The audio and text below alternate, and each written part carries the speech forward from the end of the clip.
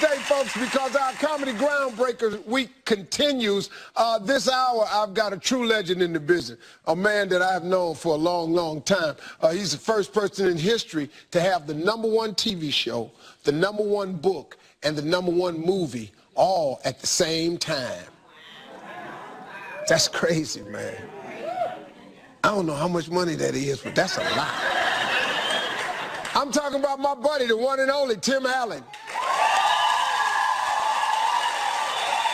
Since we're doing our Comedy Groundbreakers, my producers have opened up the Steve Harvey vault. They found some clips of some performances of mine back in the day. And this one that they found, let's see, is one of my earliest ones. This is before I ever made it to TV. Oh, God. All right, let's check this out. This is a lot better than the last vacation I was on, though, man, it really is, because I went to Jamaica last time I was here, and they convinced me to try something, snorkeling. Folks snorkel before? This is great. Yeah, well, I learned something. See, snorkeling is real closely related to swimming. I can't swim. I don't know what made me think I could snorkel. But peer pressure makes you do a lot of things. See, when you got 23 people standing on a boat going, come on, get in the water, it's okay, it's salt water, you can't drown. Oh yeah, you can. And if anybody can find a way to drown, trust me, I'm gonna do it. So they get me out on this boat and they start to passing out the gear. They hand me my flippers, fins there, and I slip them on. Then they give me my mask. Now I'm about to put my mask on when I look over and I see 23 people spit into their mask. I'm going, now what is this for? But I figured it was one of them life-saving techniques. So I put a lot of spit in my mask because I didn't want to get down there and run out.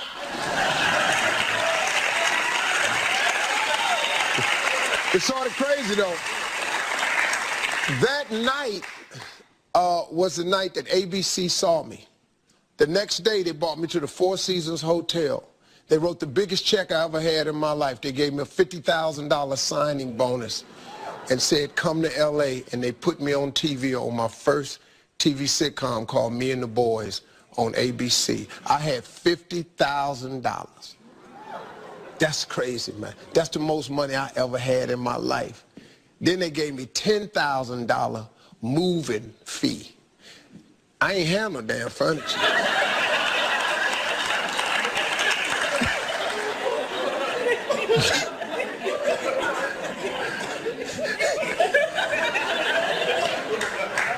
So I saved money, man. I rode a bus. Took my $10,000, got on the bus. All my stuff was in 3 bags. Got on the bus and rode out to L.A., man. Kept that whole 10 grand. Ate with about $60. Got out there. It took about 8 days on that damn bus, but got out to L.A., man. Walked on that set, man. I had a TV show. Had never acted a day in my life, man. That's pretty good. I don't know how y'all found that damn clip. Jesus. Oh, I was broke as hell, man. You have no idea how long I had that jacket in layaway. Because I was going to Montreal. Yeah, man, I had emblems on it. Yeah. I ironed these on there because I was... Yeah. You peel the back off and put an iron on. I put them on there. You know, I wanted, you know, some Michael Jackson action, you know. It's pimping, boy. That boy was starving. Made it, though. Lord have mercy. Look at me now.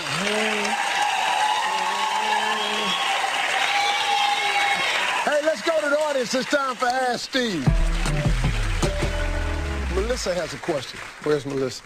Hi, Steve. Hi. I am a bartender in a small town, and I have a local customer that comes in all the time. Very sweet gentleman, 84 years old. He's very, very flirty, very friendly, always gives hugs and kisses. I'm getting married next month, and probably is not going to be very appreciated, you know, after that. But I don't want to break his heart. He's 84 and very sweet. And how do I kind of tell him gently? Well, what? I mean, what are you afraid to happen if you tell him? I don't want him to stop coming into the bar. Okay. So I would like him to continue, you know, to come in all the time and to continue. Tips good? Yes. Yeah. Yes. See, he old. See, old. We don't want to lose him, no. No, you don't want to lose him. No, absolutely, yeah. Yes. Let's just play this the right way, lady. He's 80 years old. He's lonely. You're an attractive young chick. You know, he just getting a little hug coming down in there, asking for a car and a house. Maybe I'm marrying the wrong guy. Huh? I said maybe I should marry him. Just kidding. Just kidding. Hey, whoa, folks, hey. Hey, let's not run the gift horse out the barn. She said maybe I should marry him. Yeah, just explain it to your fiance. Look, I'm gonna have to be married for probably a couple years. He 84. But when I come back, ass is gonna be set. We're gonna have a swimming pool, house, and a car. And I might let you come live in it. You in control of the whole situation right now. Enjoy your life. Let him enjoy his. Give him a hug. Thank you. We've got Tim Allen next, so don't go away. Stay tuned. Comedy Groundbreakers Week continues with the legendary Tim Allen. First time in the car.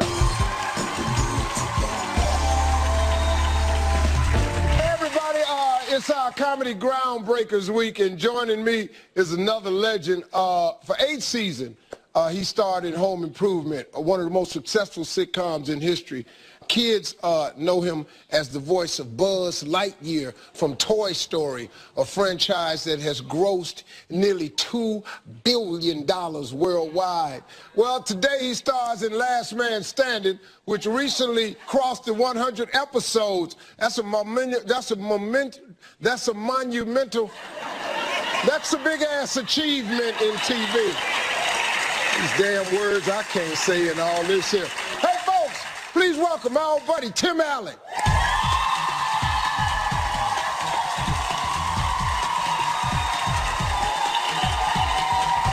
What's going on, man? Good, boy.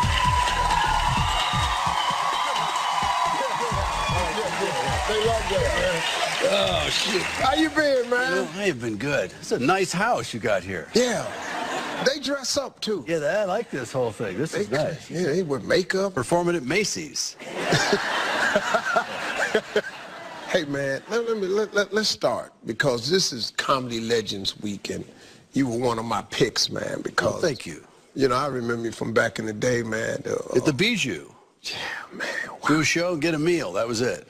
That was the deal. It was a It wasn't that good a meal either. It was upscale, but it wasn't that good a meal. I was homeless, so it was delicious. Yeah. Damn, I thought it was out of sight, free food, hell. And that's what it was at the Bijou Dinner Comedy Club. You got a free meal after you perform. You ever work at Dangerfields in New York? Yeah, once. That was great. No matter what you did, you go, like, they said, you want dinner, Tim? Okay, I'll have the filet, twice baked potato, and a salad. They go, great. Club sandwich. No matter what you ordered at Dangerfields, you got to try everything. I'll have the spaghetti and the meat sauce and a little piece of fish. Perfect. Club sandwich. Hey, man, when did you first realize you were funny? Well, my old man was killed when I was a boy, and he was a real funny guy. My grandpa was funny, and one time I walked in the kitchen, and my fly was down. And my mom, who raised 9 of us, she looked at me, she goes, aren't we forgetting something? And I looked down and I go, no, I need a little air today. And my mom has no sense of humor. She goes, that was funny. That's funny stuff. It's like your dad. But I said, yeah, tell your face, Mom. I mean, that was some funny stuff I just did, you know? You told your mama, tell your face. Wow. Yeah, you thought you doubled down on that. I didn't do that. Yeah. Your career started on a dare, man. What happened there? Oh, a very good buddy of mine. I worked at a sporting goods store, $200 a week, and the guy came in, and he said, "You think you're funny? Well, they got a new talent." I grew up in Detroit. There was a new comedy castle in Detroit. And he Comedy said, castle? Yeah. And Wow. He said, it's still there. Yeah. And he said, "You got to go out there, and they have a new talent night." And I said, "Yeah, well, I could do that." And it was one of those dude things. He goes, "Yeah? I dare you." And I go, I don't live by that. 2 seconds later, I'm writing, oh, God. Yeah. And I wrote my first 30 minutes in about 30 minutes. It's funny how innocence is bliss. You know, I wrote it down, went and tried that, learned from either naturally or unnaturally, save your best to last. Because they only remember the last 5 minutes. That's all they got. So I was bombing up there, not doing anything very well, but at the last 5 minutes, I was all about cooking the Pillsbury Doughboy. You know, that little flour freak jumping out of that thing. I never was fond of that little thing. I wonder if you just popped him in the oven instead of the crescent rolls. And he'd on that door. Oh, gee, you know, turn it all golden brown. You'd cut off a little arm, butter that. Boy, that. And I got a big laugh on that thing. I stole a piece of the tile at that club. I knew that was going to be something I wanted to do. I don't know why anybody ever noticed that I was digging with my cuticle cutter. I took the grout out right in front of the bar, that little service area, and I just picked a big piece of tile out, went out to my car, and signed it that I did it and put it in my car. And to this day, I can't imagine why anybody thought, what the hell is he doing? And didn't notice that I ripped a towel out of it, a big piece of tile. That's crazy, man. We got a picture of you back then, man. Yeah, baby. That was when I wanted to look like a Mexican gang lord. That's that was a good look. Yeah. That was a handsome dude, right? I gotta tell you something. You accomplished it, buddy. Because it first popped up, I went, "Who the hell is that?" That was when I went by the name Miguel. Hey, man, how'd your family feel about you getting into comedy? Well, some of this is weird. I'd just gotten out of prison at this time, so my mom said anything was a good idea after that. Yeah. She says, "I don't really care what you do, but don't do that again." Yeah. You know, and she didn't really get it. See, they got numb right there because they went, well, is that a joke? No, I made some bad choices as a kid, and then kept doing bad choices into bad results is what happened. Yeah. All I really want to do is the Johnny Carson show. However that's going to work out, I want to do that show. And it was the funniest thing, because I never really I want to do that where you walk out and he does that.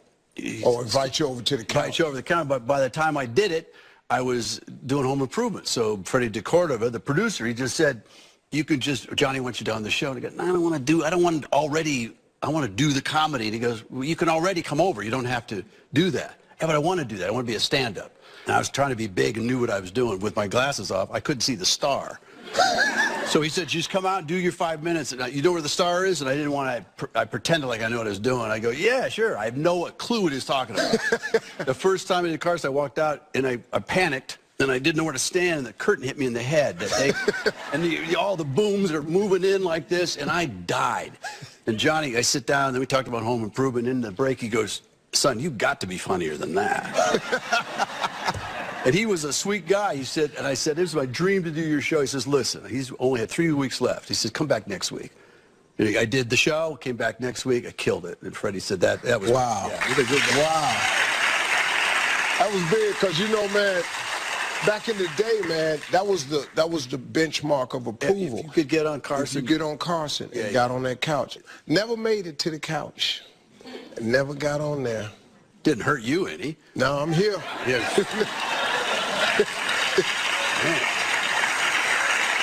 Just went out and got my own damn couch.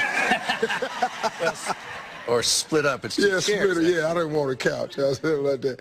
Hey, man, let's reveal a secret here. Allen isn't your real last name. Oh, boy. No, my actual family name is Dick. Believe me, I've heard every single one. I work with a lady at that sporting goods store, the only funny lady. She's Grace. She worked behind the counter down in ammunition, actually. And she said, "You should have a girl named Wanta." I was driving home and I went, "Damn, that's funny. I've heard every single one, but that one's funny." And I did my first gig on TV as a comedian, and I did it for Channel 7, ABC in Detroit. I did a little gig, and they said, we can't put comedian Tim Dick up there. And I said, well, that's my name. I said, yeah, but people are going to think you just came up with that. And I said, well, that would be rude that I would come up with that. I'm not that type of guy. Yeah. I'm not changing my name. And they said, we're not going to put you on. We just say comedian Tim. And well, that's not going to work. And so Alan's my middle name. So they just said, you can switch around legally, you can switch it around. So it was one of those deals. Tim Dick. Hey.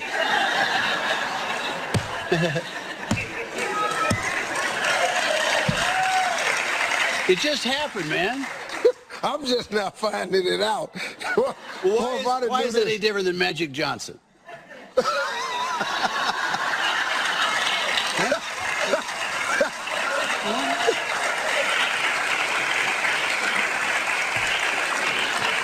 Hey, coming up next, folks, Tim's going to be revealing how he dealt with the recent heckler. You ought to stay with us. This ought to be good. After the break, more with Steve and the hilarious Tim Allen. You work a male strip club. Jokes, they don't want jokes. I get a bunch of them going, why? One point, and then naked as jaybirds, two seconds later, ripping. And, you know, you got to just go, hey, ladies, you know, do a little bit of shtick, and then they're all looking at this, and then you got to, there's no change in there because they go down and dance right at their tables, and women are grabbing in there, and I said, that's not a roll of coins in there. This is, you know, it's all that stuff. So I'm doing a show in Cincinnati, I think, and after a while, women are different when they see nude men than men with women. Come on now. Yeah, men will watch nude women like this, hours. Yeah. But generally, they don't get up in their face and start getting angry. Women don't like to be teased and then nothing happened. So they get kind of angry about this stuff. They're starting to grab these guys and slap stuff, and, you know, I'm like a cop. Hey, hey, hey, hey. Hey, hey, hey. So I'm generally just jumping on this jokes. They don't want jokes. I'm a cop. And then at one point, they're tired of these nude men because they've seen it all. So now I get a bunch of them going, why did you take your stuff off? No, I don't. Back to my jokes. I don't do that. So I got a group of women rush this little stage, took my watch, which was an expensive watch. So I got to find out where that's going. Come on. And then they got my coat down like this. They go, this is like a mob hit, right? And then my front of my pants were ripped off. Yeah, wow. You know what? Years later, I would have liked this kind of stuff. But I was young, and my pants are off, underwear's down. Listen, my mother's age is going in. I punched a woman my mother's age right in the thorax. I mean, whack. I said, and she goes falling back into these tables, and I thought I killed her. And I said, oh, God. That woman so hopped up on bourbon, she hops back up. She goes, oh, you can't get rid of me like that. Yeah, that's a dig. I had to get saved by Sexy Rexy. He grabbed me up, and he just says, you never take your pants off in front of these women. You know, he's telling me all these rules, you know, and he says, stick with your comedy. Your gosh darn comedy. No, it slipped out. We gonna keep it. That's the stuff I like. Hey, I hear you work with a dummy. We got a lot clip. Of them. Oh, you mean this one? No. It's gonna get shocking if you don't ask me the questions, all right? Just answer the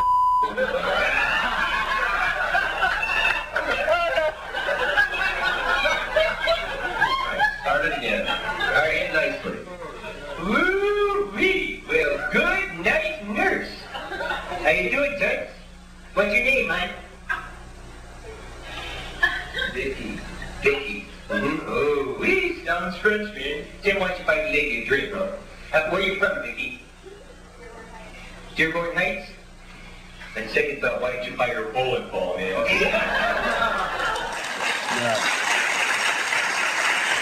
You do what you got to do, right? Hey, man. That's a robot, actually.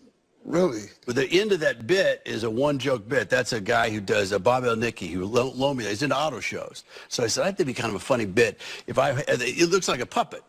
And eventually he starts rubbing me wrong. And they go, well, that's it. I'm done with this. And I set him down, and I walk off stage. And as soon as I get around the corner, he goes, is he gone? And he wakes up back, and the audience goes like the Sixth Sense. They scream, oh, God, I see it, a ghost. But it's the one joke, you know, then the whole show, and once people tell them that it didn't work. It seemed like a good idea, but it Thought it was great. What were your biggest comedy influences? Lenny Bruce when I was in college, but he got too political. He got back. It's 50 years ago this year that he got arrested in New York City for expletives he said in New York. Literally the best top to bottom was Pryor. I saw him every time he came to town. Every time he was in town, saw him live. Oh man, yeah. A couple guys did it. A couple guys did it well. A guy named Kip Adada had timing that was impeccable. But Pryor never stopped. He never, like I one time put my hand up in an audience. So I was choking. I was laughing so hard. Like he's going to, look, the little white dude's having trouble keeping up. Like, you know, I thought something was going to, I couldn't keep up with him. Yeah, man. What about hecklers, man? How you feel about it? Because it's tough. I learned this from Pryor and some of those guys. I talk faster and louder than anybody in the audience can do. I don't like that. I don't got anything to say.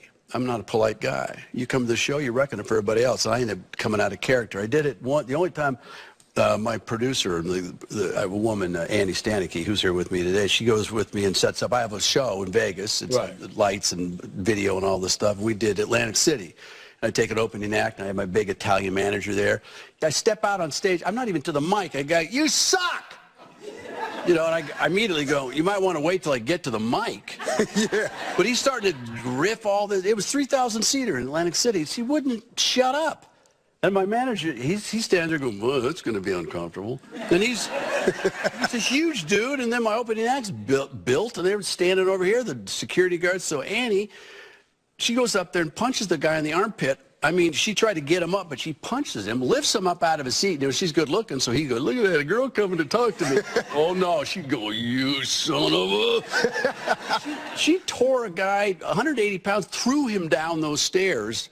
You know, didn't mean to throw him, but that's how it turned out. So now the audience is going, "You go, girl!" Yeah. So I got all that action going on. Anyway, so but I generally don't get any hecklers because I don't like it. Do you like talking to people? I turned it, yeah. You open your damn mouth if you want to. I tell you what, I know you bought a ticket to the show, but your ass about to beat the show. Yeah. See, I take a heckler, man, and I make an example out of him. And I put a hush over Jerusalem with this guy. I nails the first heckler to the cross. I nails everything. Sword in the side. I let him have it, man. And the audience, man, is going, "Oh, my God. Oh, my God." And I get one, and that's it. That's it, yeah. Hey, folks, we've got a lot more with Tim. Stay with us.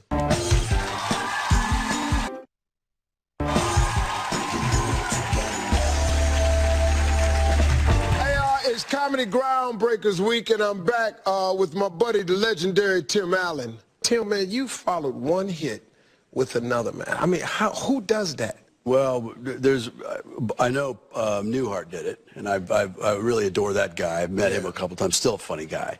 But I said I didn't look at it like that. I wanted to do TV again because I love the combination of 5 cameras and a live audience is this weird theater movie stand-up thing. That's what I love doing, a challenge like that. And I wanted to have 3 daughters. I got all girls, and I wanted to have a show instead of Home Improvement all boys. I wanted all girls. And as God would will it, here I am doing this. And I heard that 100 episode come up. I said, man, this is rarefied air. And I'm grateful. There's nothing about this, because otherwise I'd be doing, I don't know what I'd be doing, you know, probably robbing banks. I'd be doing something stupid. You give me too much time, I'll do something stupid. You know, it's crazy, man. I've talked to so many acts, man. And I asked them, I said, man, what would you do if you weren't doing this? Nobody can come up with nothing, man. I want to drive a truck. I always want to be a truck driver. They do their own thing. I always like truck drivers. I want to be. Probably like it for about 12 minutes, but 12 minutes. Yeah, I get it going. I don't know what I was thinking, but this is a bad idea. I think I'm going to pull through that drive-thru and steal that money from that guy. What did you say you wanted to do? You said, no, man. Right away. Too much time in a truck. I'd be thinking, I'm gonna burn some building. That's what I'm gonna do. Just to see what would happen.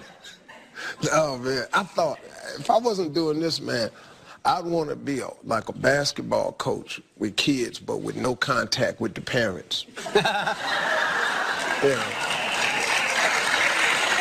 I was a basketball coach for 1 year at Roxborough Junior High in Cleveland, Ohio. I used to be a Cub Scout leader, which was a disaster because I cussed. And Yeah, I was Santa Claus and I cussed. That was a bad idea. Yeah, that's worse than being a scout leader. No kidding. I was reprimanded by Disney. You do not talk like that around these kids. At that point, I was smoking cigarettes and the beard's hanging up. Listen, you kids, you got to leave me alone.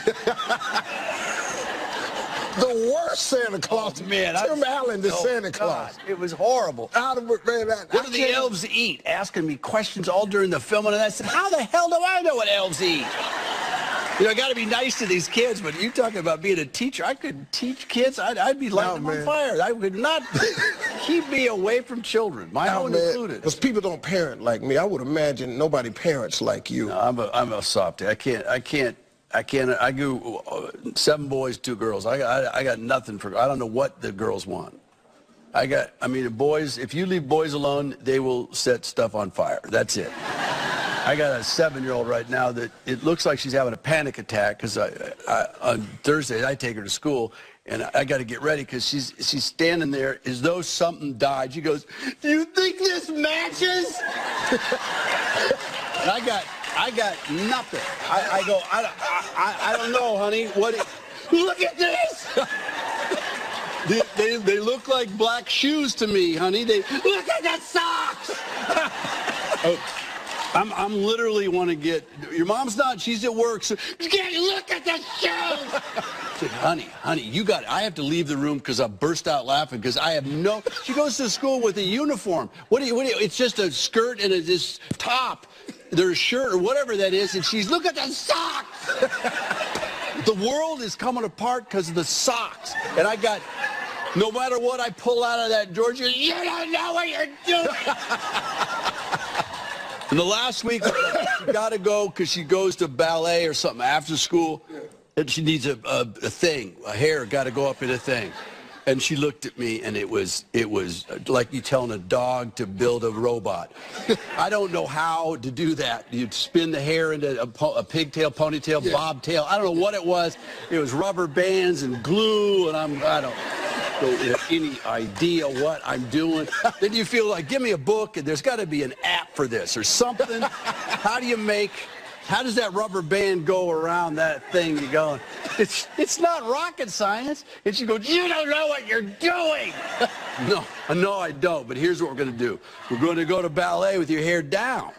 It's going to be different. Because think of that. And you can move it around. I don't get women. You get little girls. They're easier than boys because they will listen at one point, and they don't light stuff on fire. But all that clothes stuff, and I don't look good, and that girl, it's some drama, man. Think that's funny, do you? Yeah, man. Because I got 4 girls. Oh, yeah. Yeah. I just give them everything they want and walk off. Yeah, that'll be great when they get older. Yeah. No, I spoil them, man. I spoil my daughters. My daughters are rotten. Right. My boys, they understand there's nothing there. There's nothing for you. Stop asking. Get your ass away from me. I told one of my sons, I ain't your real daddy. And I just shock them, man. And they just go, Dad, you are my father. No, I'm not, man. No, Mom lied to you. Deal with it. Deal with it. Get on Facebook. Find him. Big thanks, everybody, to my buddy Tim Allen. Last Man Standing airs Fridays on ABC at 8, 7 Central. And for a list of Tim's upcoming stand-up dates, head over to SteveHarveyTV.com. We'll be right back, folks. Don't go away. Steve has another comedian you should know. Give it up for Dudes That Slow. This is the thing that...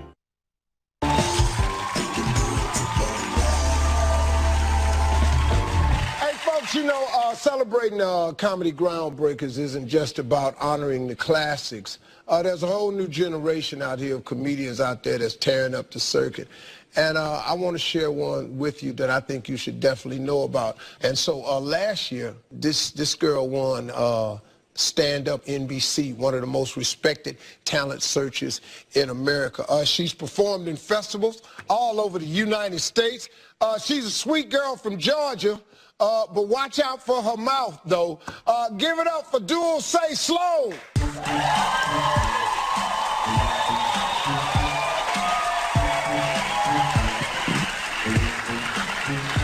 How are y'all doing?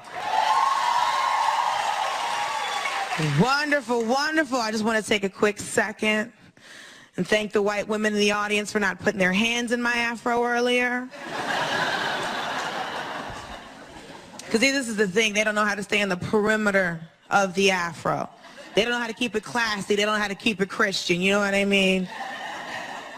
They take their whole hand, go straight to the scalp, shake it back and forth, and then exit the afro with this jellyfish action while she's looking at her friend going, Lauren, it's so soft. It's like a poodle, it's so soft. Poodle, really? Nah, rubbing my fingers through your blonde hair going, ooh, it's like a golden retriever. I do a lot of stand-up on the road, and I end up in a lot of weird situations. Like recently, I was in a restaurant eating something with gravy on it, catching hypertension as I do. And the waitresses were arguing with each other while serving people food. I was like, classy joint. And the piece de resistance to this argument is one of them looks across the restaurant at the other one and goes, chick, don't mess with me, I'm from Chicago. Who cares? As if geography denotes her ass-whooping ability. Like we all got the same ass-whooping app on our phone, and it's like, ooh, Chicago, that's a 7.5 on the ass-whooping Richter scale. She ain't from Omaha, you better watch yourself, Keisha. This is the United States of America, okay? The first world country. If you're from anywhere from America, I'm not gonna be afraid of you. Are you crazy? But if she'd have looked across that restaurant and said, chick, don't mess with me, I'm from the Congo. Wait a minute.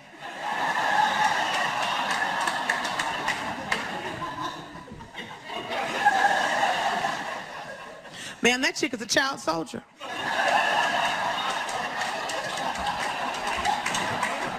She will kill you with a blow dart and a sharpened banana. Run, Keisha! Thank you, that's my time.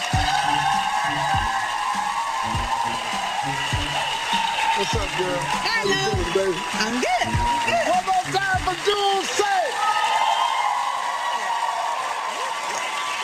Hey, folks, I'll have more with Dulce right up. All right, everybody. I'm back with Dulce Sloan. Is an incredibly talented young comedian star that I saw. You're going to be so big at this, man. You have no idea. Am I pronouncing your name right? Obviously not. No, it's Dulce. It's Dulce, but no one... It's what? Dulce. Yeah, I ain't going to. I grew up in Georgia with that name, so I've been called everything but Dulce. Dulce. Dulce, yeah, Spanish for sweet. Like dulce de leche, you know, the ice cream? That one. Look at me.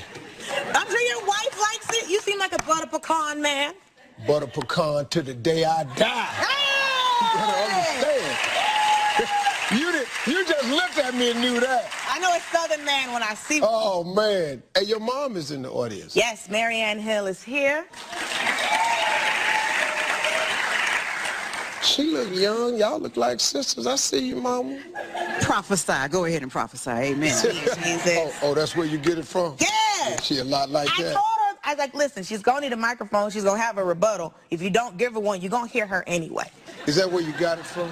Yes, I did not know. My grandma would do these little, like, practical little joke things. Like, she would buy these little gag gifts, like mini rolls of toilet paper, and then hand you a square and go, don't say I never gave you nothing.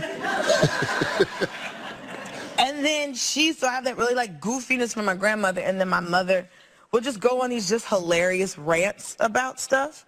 Like a couple months ago, I asked her, I was like, why wouldn't you let me do color guard? And she was like, oh, what kind of job opportunities was you gonna have raising a flag? I was supposed to spend my gas so you can twirl a flag. What you gonna do, to go to the Capitol and raise their flag? That ain't an hourly position. So I just was like goofy and then rants, and I just kind of mixed them together. Yeah. And it's just kind of amalgamated into this like total thing that I get to do. Does your mom like you doing stand-up? She's been very supportive. I started out doing theater. I decided to become an actor when I was 6 years old. But my uncle is a professional singer, and then she performed when she grew up too. So it was just a thing of the family where we're all kind of performers, so it wasn't this crazy thing.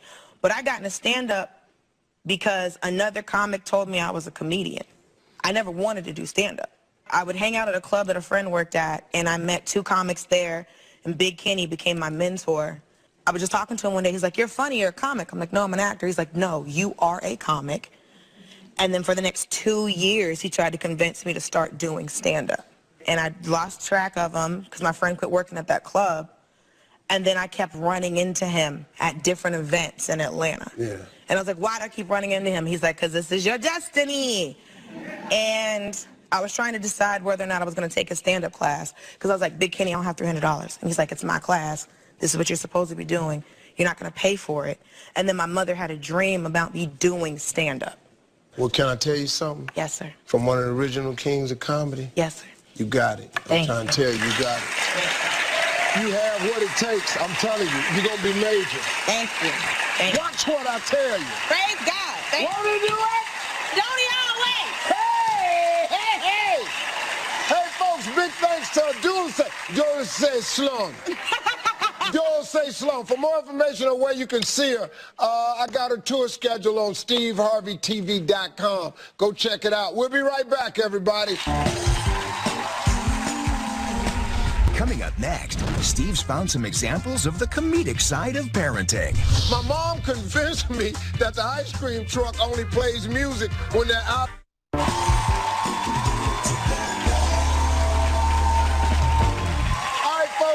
We've got time for just one more thing. All week, you know, I'm celebrating the best in comedy, and often we forget that the original comedians in our lives are our parents.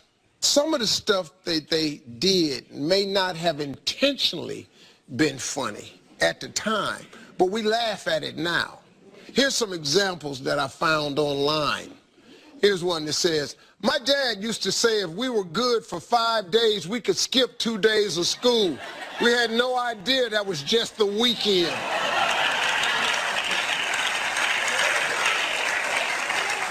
Here's one right here.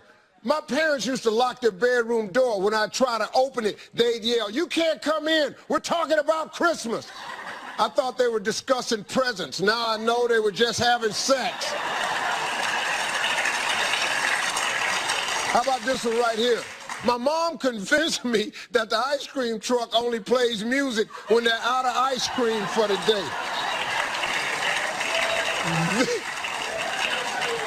This is some hood mess right here. Baby, don't go out there. They only play the music when they're out of ice cream. Here's another one. I thought my dad was a genius. I'd ask him to add, subtract, and multiply huge numbers. He knew it immediately. Then I checked his work against a calculator. I found out he was just pulling numbers out of his ass. Hey, folks, that's our show for today. Check me out on Instagram, and I am Steve Harvey TV. We'll see you next time, folks.